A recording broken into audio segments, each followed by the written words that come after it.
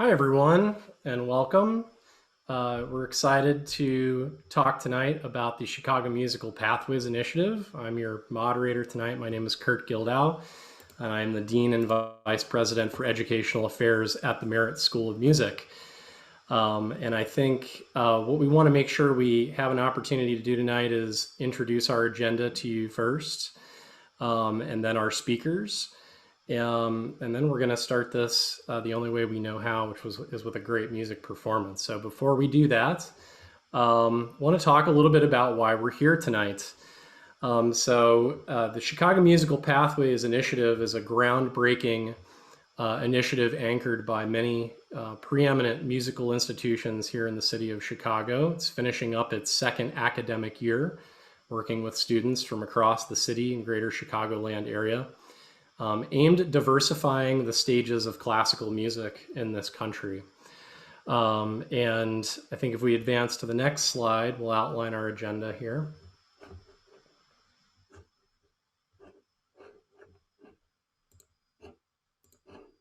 Oh, it may be frozen. That's okay. I'll tell you about it. What an opportunity to, we might be having some technical difficulties here on our slide. That's okay. This is the land of Zoom that we live in. Well, why don't I introduce our panelists to you, and then we can kind of outline where the rest of our evening is going to go.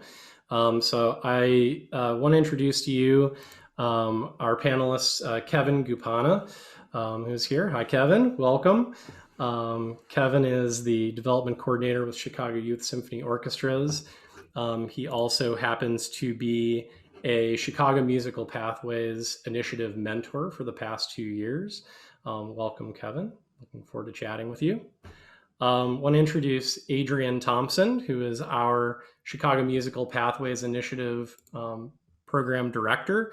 And she is really the one who coordinates most of what happens in this program and really sets the vision for our work together. And also want to introduce Sarah Vanderplug, who is the coordinator for school and community partnerships with the Nagani Musical Institute at the Chicago Symphony Orchestra. Welcome, Sarah. Good. So next, I think what we want to do is we want to share some great music with you before we launch into more about this groundbreaking initiative, why it's been effective, and our hopes for where we go with this. Let me see, and I'm looking for a thumbs up from our friends to see if we can share some great music from one of our chamber ensembles. Oh, there we go. It looks like we're back. Terrific. So let's start this. And the only way we know how to start an event is musical institutions, which is with some great music.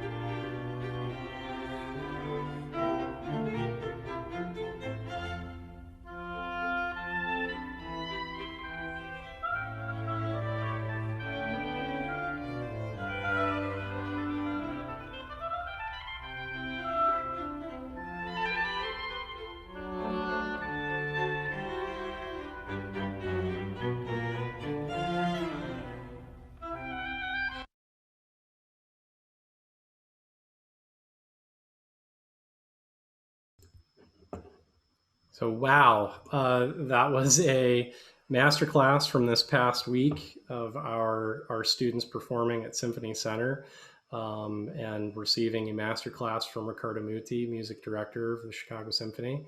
Phenomenal. When I saw that clip, it just blew my mind how amazing the kids sound, how professional they sound already. So, really terrific. So it looks like we're over our technical glitches here, which is great. So thank you. And again, we're improvising here. We're not here to talk about jazz tonight, but that's great. So want to spend a minute kind of setting the stage here for what has really brought this initiative, into its existence. And I think that it helps, I think, to really contextualize why we're here and why we're also passionate about this work. And this really has grown out of a conversation that has long been part of the classical music discussion, which is trying to create greater diversity on the stages of our orchestral field across the country. This really came to a head in a conversation convened by the Andrew W. Mellon Foundation in 2015, where they featured keynote speaker Anthony McGill. And for those of you who know, Anthony is the principal clarinetist of the New York Philharmonic. He is also an esteemed alum of the Merit School of Music and also Chicago Youth Symphony Orchestras here in Chicago. And Anthony was asked to speak a bit about the statistics and the demographics of our professional stages, and also about his fellowship training programs in some of those orchestras. And what was presented were statistics that were close to 20 years old. And when asked, why are we presenting statistics on our orchestras that's 20 years old? The unfortunate answer for that is because they have not improved much over that period, if at all, to see greater representation on our stages.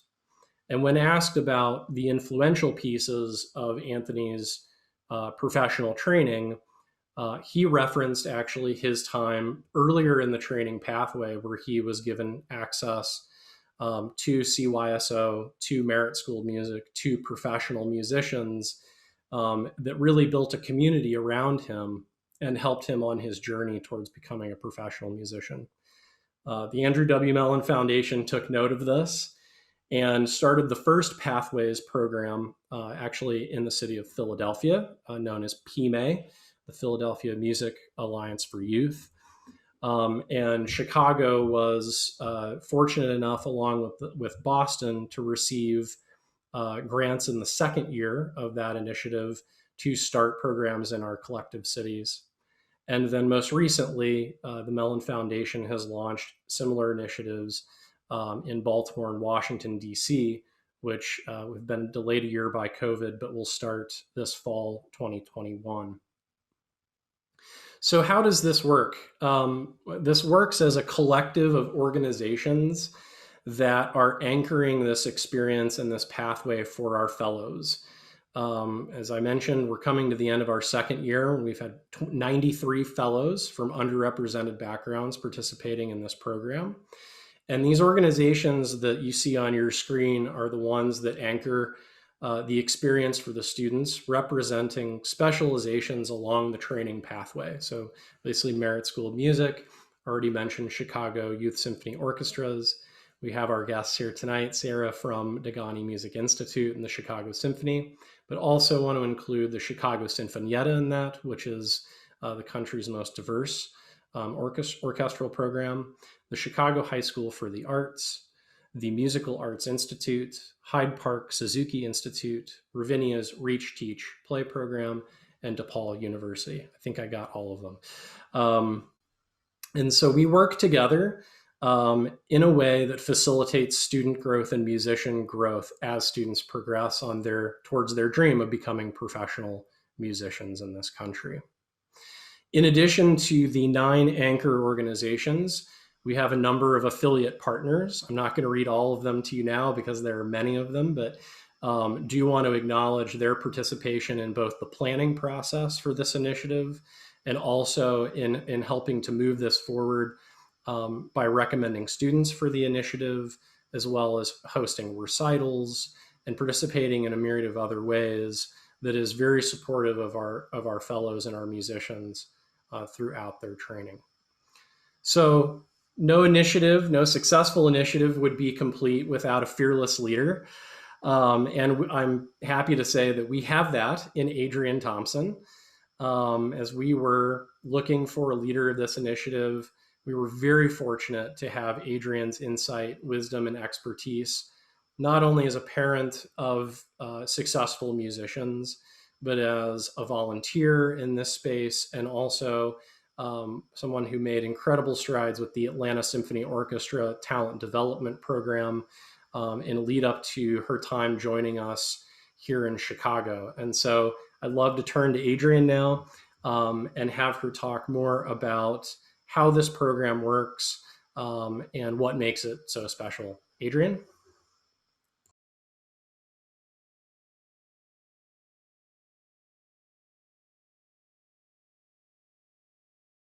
Adrienne, I think we got you on mute. We've got our, I know it.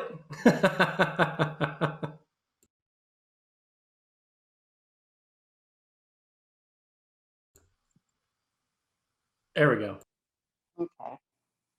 One of the things that we are able to do is that we are able to bring all of the facets that go into training, we are able to bring them all under one roof or under one umbrella. And we are helping to connect those things for the students. They don't have to go out and find things in different places and try to knit it together themselves, and perhaps not even know when something is missing. So within the program, there's the private teacher, there is a student navigator that helps guide them in their musical development and works as a team with the private teacher. There are mentors who are professional musicians who are able to provide those kind of insights about what the field is like to help encourage them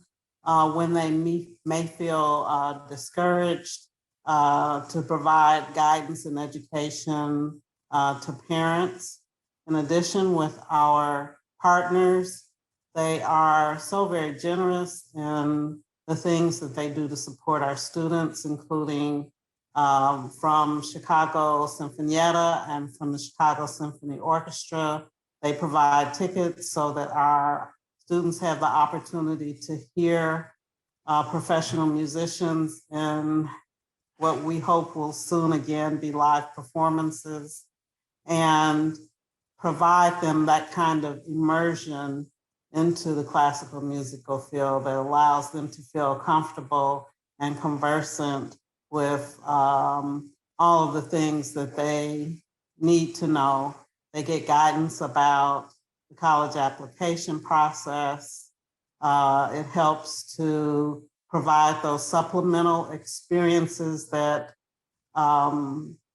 musicians who end up in orchestras all have, which include the ensembles, such as Chicago Youth Symphony Orchestra, which includes summer experiences when they can be completely immersed in music while they are not also studying algebra or calculus at the same time.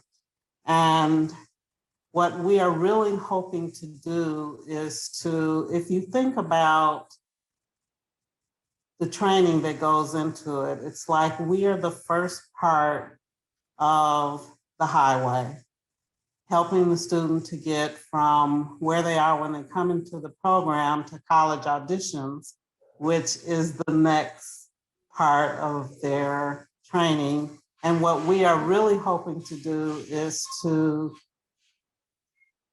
keep them on the highway and not let them exit or take a detour that either makes the process longer or helps or might keep them from reaching their full potential. Thank you, Adrienne.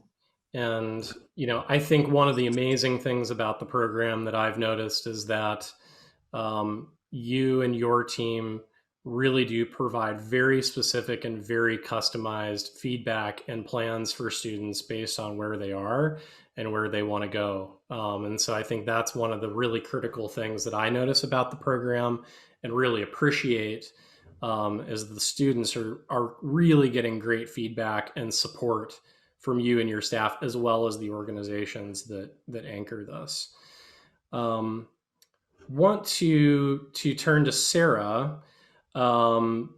I mentioned this earlier, Sarah, but there is this situation that we're in the field of classical music where, despite many efforts and good intentions of lots of organizations and initiatives, the numbers really have not changed in terms of classical music. And I'm wondering if you can take a moment to talk to us about the current landscape of American orchestras, and take us from there.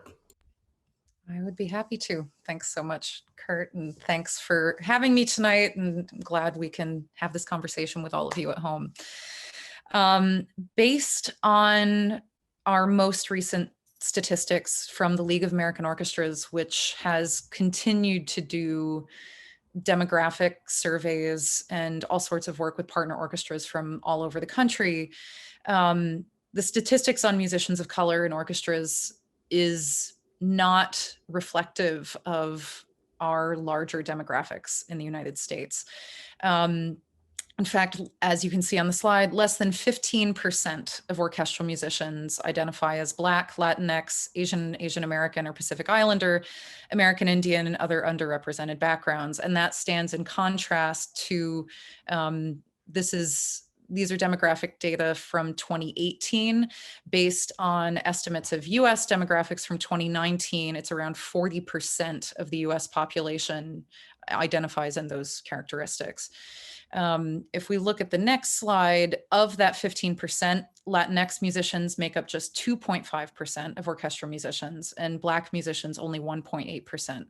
And again, looking at our national statistics, that's in contrast to 18.5% of Americans identify as Latinx, and 13.4% of Americans identify as Black and African American.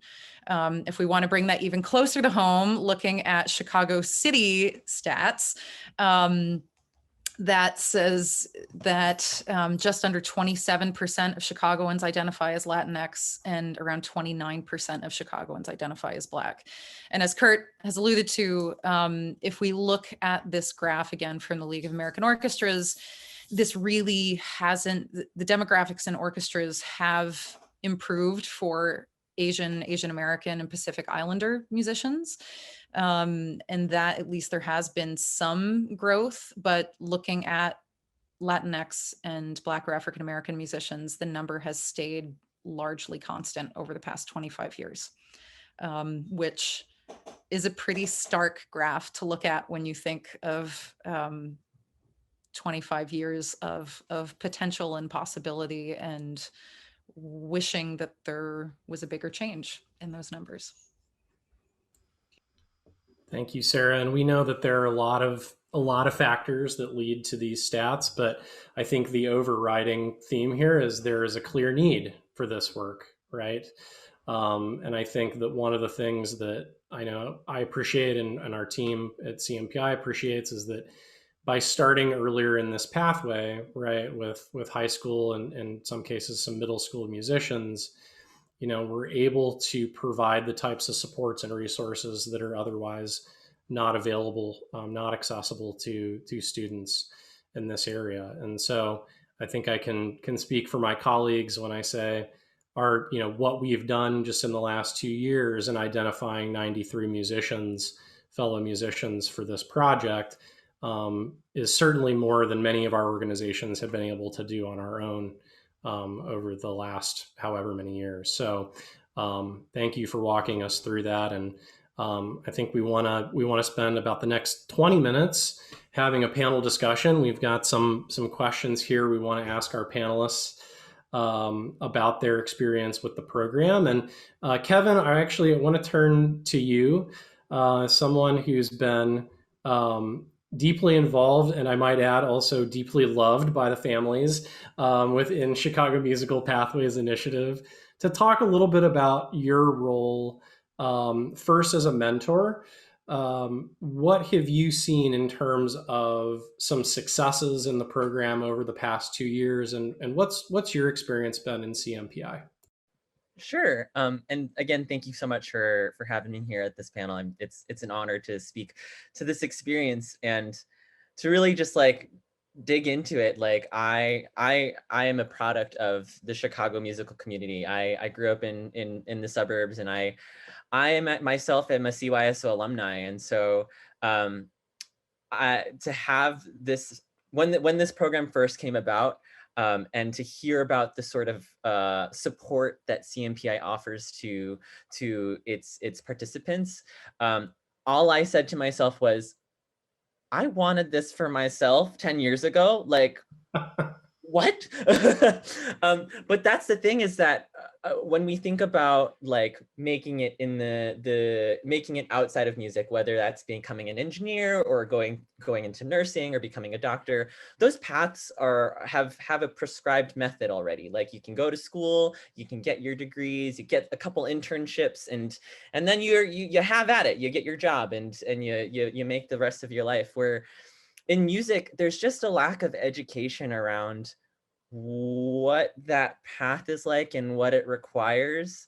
And in respect to like accessibility, the accessibility of it all and the focus that it requires, you need to be connected. And as a mentor, which is I think one of the coolest parts about CMPI, I get to know these kids on a deeper level and really understand their needs, and really understand what is helping them and what's not helping them, and what's causing a lack of focus, or what is helping them focus.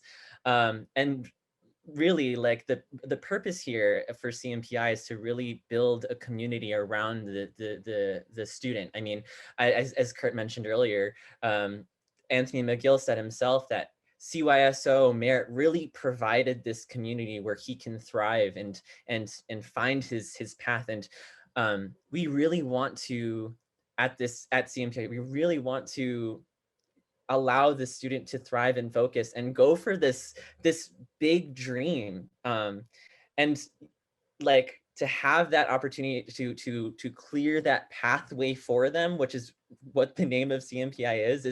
It's huge. It's really huge. And I mean, I know Adrian and I have both want to brag about this story, but I mean, I have the honor of mentoring 4 different oboists, one of them now at the Curtis Institute of Music. But that particular student didn't, like, I was getting to know him at CYSO before CMPI even existed. And that kid was so talented, and he didn't even know that he was that talented. He got into the National Youth Orchestra program, which is one of the best programs for high school students. And he said, yeah, I think I want to go to University of Iowa. And not to bag on the program there, but he had so many different things going for him already. And to help focus that is what we can provide at CMPI for him.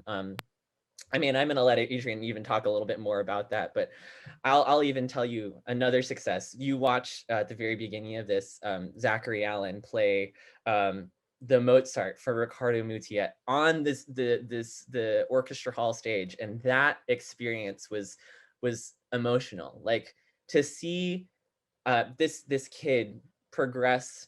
And as I got to know him, he told me that he started playing oboe because he heard a Scheherazade excerpt while at a summer camp playing cello, and he is now playing oboe out of nowhere. And to allow him that focus to really progress to the point where he can play for Riccardo Muti is huge.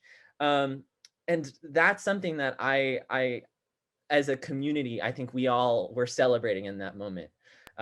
So as a mentor, it's a huge honor, and it's so fun to really get to know these kids and to really encourage them to pursue this happily and proudly. Thank you, Kevin. I appreciate the way that you framed that. And, I think what I've really come to admire about the program is, discovering students who have passion and talent, and really kind of wrapping the community around those students to say, here's what's available to you beyond kind of where you are. And I think sometimes, and I'll speak for myself, as classically trained musicians, we take for granted kind of knowing where those landing spots are, or where those places are. And I think that the mentor role in particular is really just a beautiful way of helping the students to see what their possibilities are and be supportive. And I think I heard somebody the other day say that, you know, Kevin is the worry buddy. And I think, and that's so funny to me, but I love that, because I think that that's something that even, you know, as young musicians or as parents of young musicians, don't always have that support network there to say, here are the things we focused on. Don't worry about this. If that happens, we'll go here, we'll audition 7 different schools, etc. Right. And so, you know, kudos to you, Kevin, for what you're doing. And I know you do have your mini CMPI fan club, so keep it up. I'm curious if Sarah or Adrian, do you have other initial ideas, you know, around what you've seen in terms of success in the early going? What sticks out to you from your positions and your involvement in the project that you'd love our guests to know about?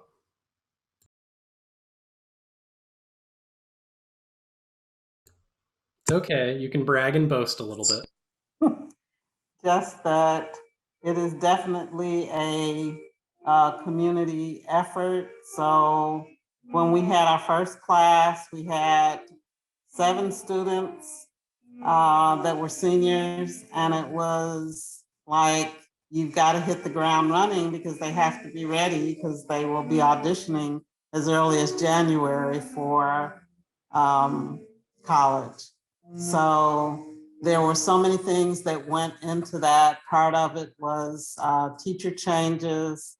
Part of it was helping parents to understand, you know, meeting parents who said it's fine, but they've got to go to school in Illinois. And that student ended up going to Rice in Houston.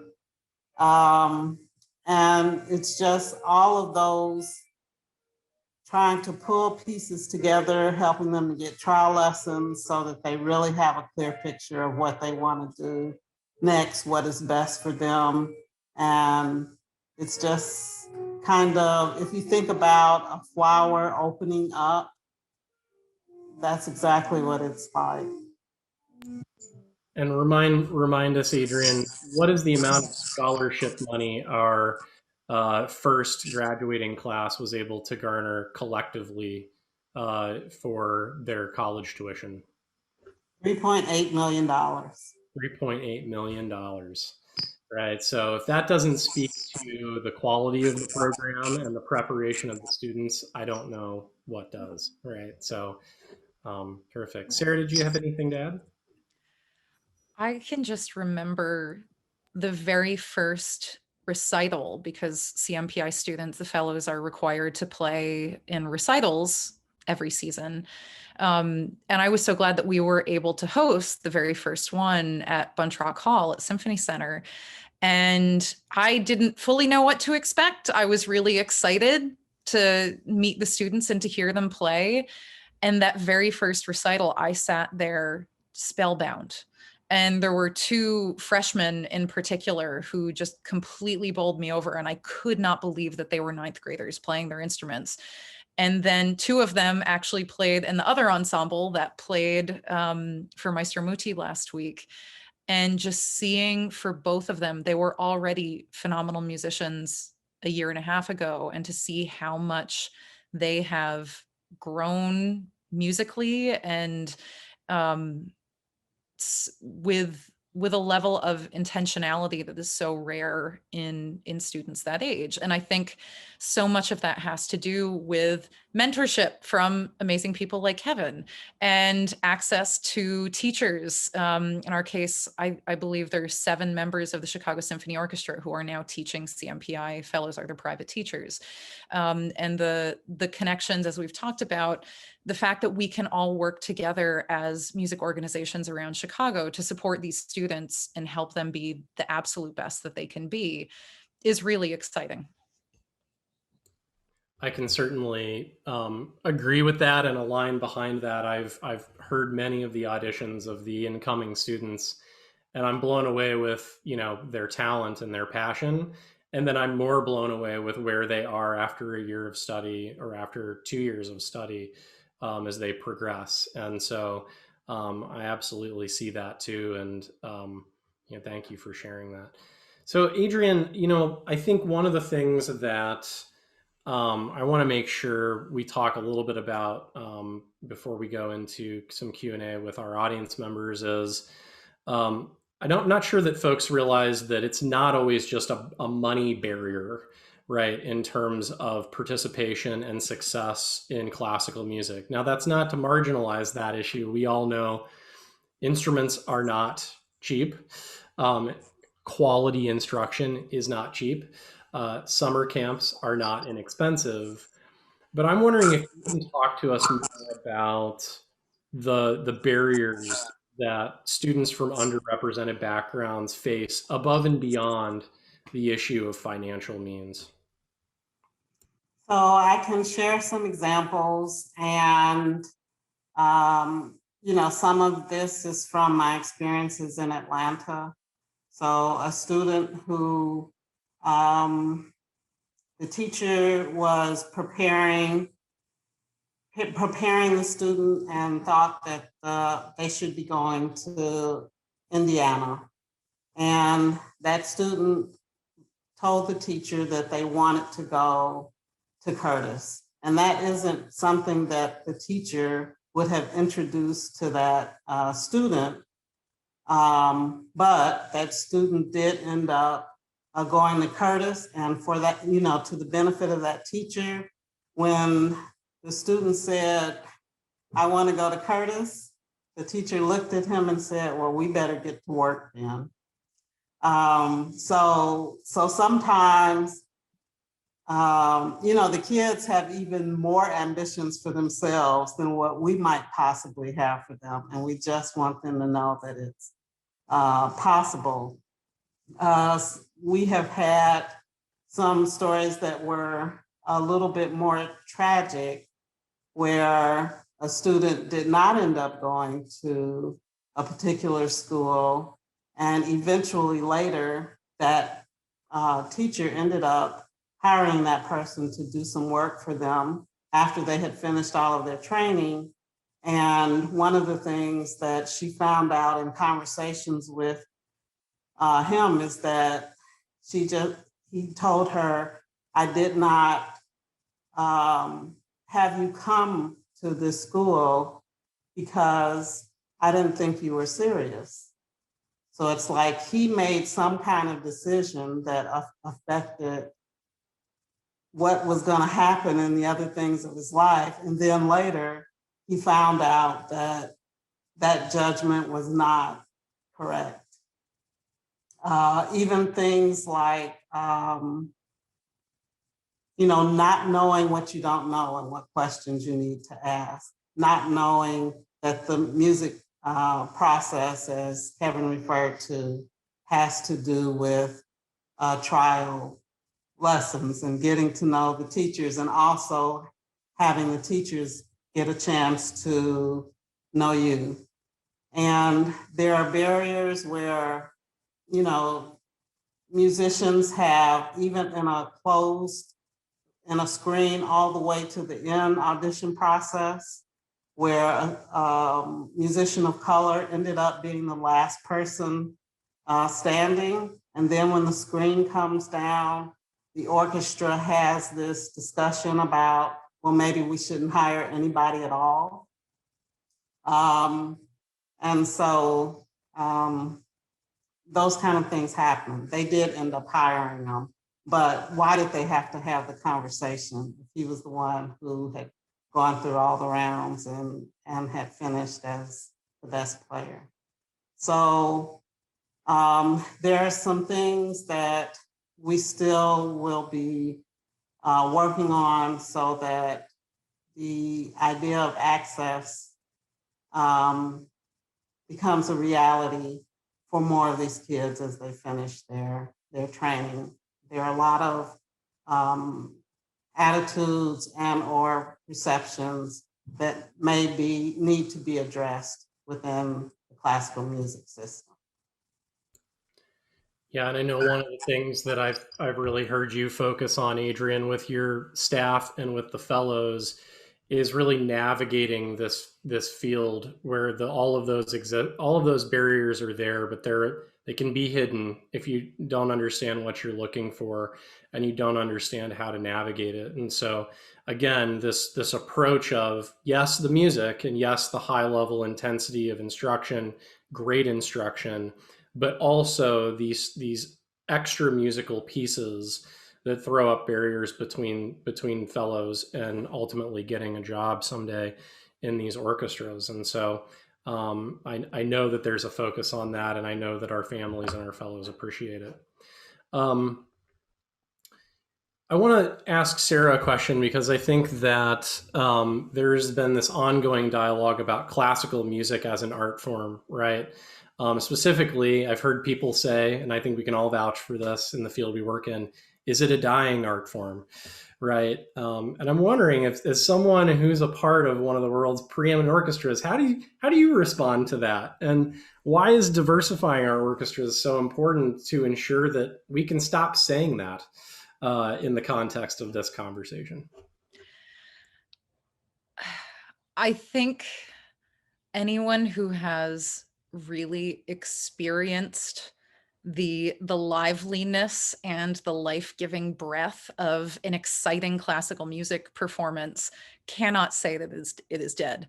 However, I will say, if we only continue to hold up the dead old traditions of what we have previously thought of as classical music, I think we need to let go of some of that and realize that, you know, classical music is art music, and artists, musicians, composers, students are living, breathing people who are making that art today. And the more that we can do to support that art making and to support those voices and experiences and lift up a lot of people who have existed in classical music, but who haven't had the platform to be seen doing that, then we have a real problem. But if we are, and I firmly believe that the orchestral art form, the art music, classical music, is alive and well and a vibrant art form here in Chicago today, we should reflect our community and be part of that and really embrace the community that we're in. And I think that's part of why our support of and participation in CMPI is so important, because I can't wait to be one of the retirees with a season ticket to the CSO and to see some of these students on stage playing with the orchestra. Hear, hear. And I think for those of us who have seen these students and their growth, it will happen, right? And I think just to align behind what you just said, I think the importance of how we program, what the traditions are, and how we make this accessible in an increasingly diverse world and country. I think that that is how we keep this vibrant and accessible to everyone and relevant for everyone, right? And so it will only make it better, right? Is how I know we think about it and view it. Yeah, and I should point in and say, I listened back to what came out of my mouth. I don't want to wait until I'm a senior citizen with a subscription to the symphony to hear them playing. I want, some of these students, they're going to be ready to play in our major orchestras in the next 5 to 10 years. I'm ready for it. Sometimes the things that we do are small, but they have such a big effect.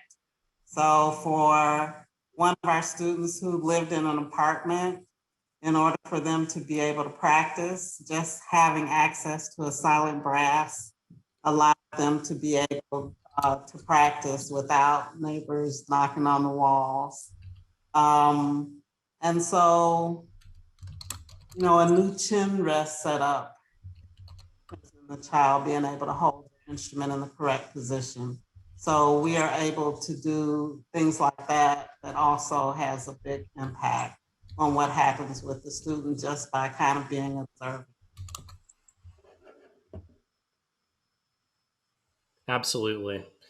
And I think I can speak for many of our organizations, and I said this earlier, but I'll try to say it more eloquently. I think that our collective efforts in this initiative are so much stronger than any one organization as it relates to these efforts.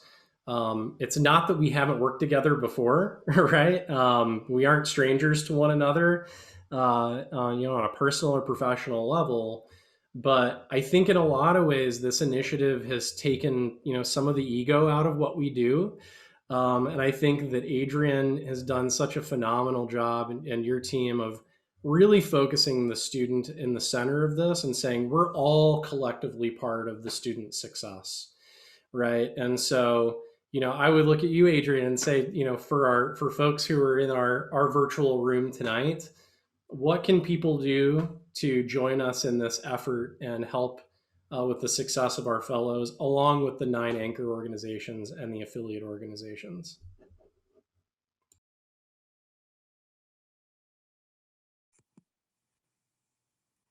So one of the things is, um, if you are interested in this kind of work, then one of the things you can do is just show up.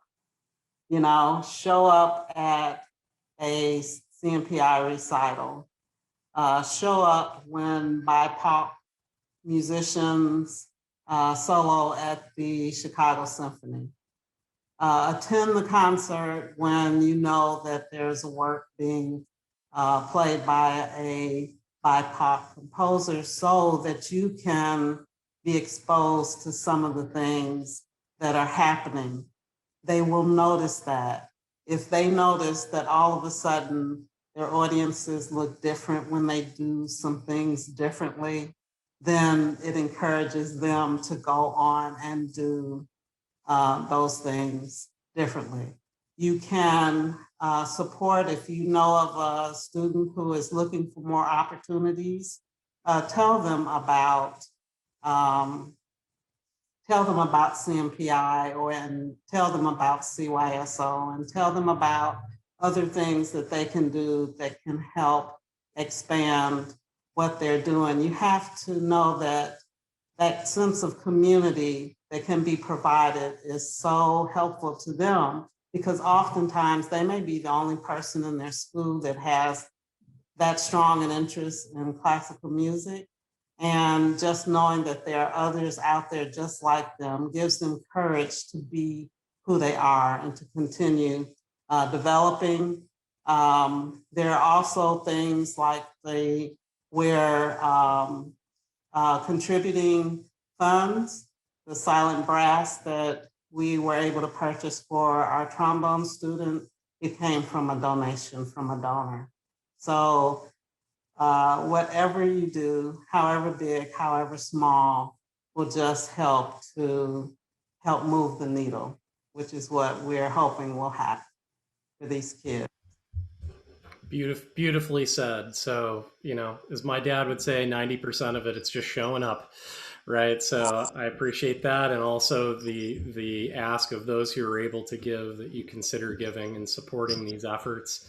We have the generous support of the Andrew W. Mellon Foundation, but we know that we will need more as we serve more students and we engage more families and we train more students for a future in this field. So beautifully put. So I know we're just a few minutes over. We have a few questions here that we do want to take.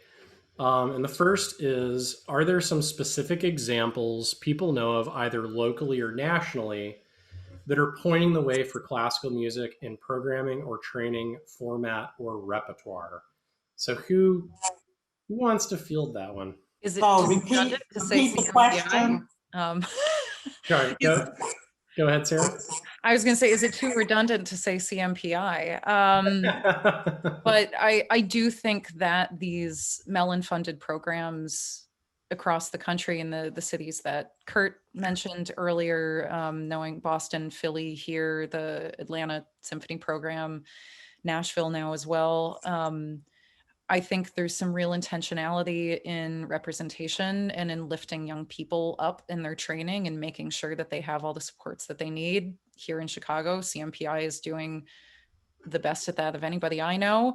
And I'm grateful to be engaged in that work. And I think, programming wise, I can only speak to, I work with the civic orchestra at the CSO, and we try to be as intentional. We try to be very intentional in being representative and in whose works we program with the civic, and especially because these are the young professional orchestral musicians of tomorrow, and we believe that they should know everybody's works. As much as I love Beethoven, and the Beethoven 250 was great, I think we need to hear more than just Beethoven, and young orchestral musicians should be getting to know contemporary music as well. Great. Kevin or Adrian, you have anything to add to that?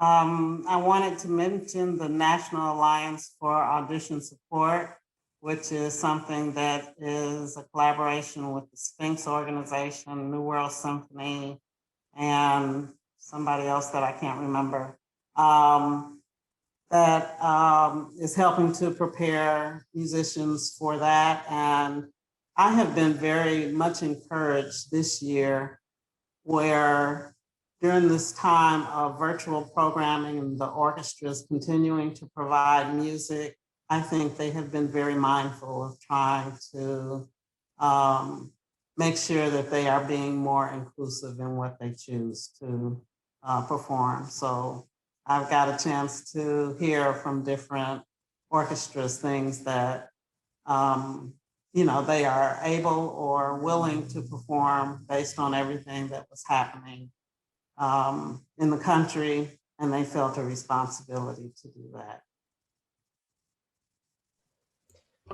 And I just wanted to quickly add in respect to initiatives that are out there. There have been initiatives, but historically they just have not been supported enough. And that's important for us to realize, that they have not been supported enough. There is a Center for Black Music Research in Chicago, but it just hasn't been supported enough. And if we see any of these initiatives come up, it is our job to really support these initiatives. And it's amazing to see the ability, Sphinx is one of those programs, and it needs that support. New World, Detroit, I know has initiatives like this. Houston has an initiative like this, but again, they're relatively small. And in order for people to really start getting on board with this, it's that support, and it's the support for programs like CMPI, where then if kids are then going into college and then coming out into the pre-professional world, there's going to be more of a need for this. And the only way that we can provide that is by supporting these initiatives. Absolutely. Thank you for that. Do we have other questions from our audience?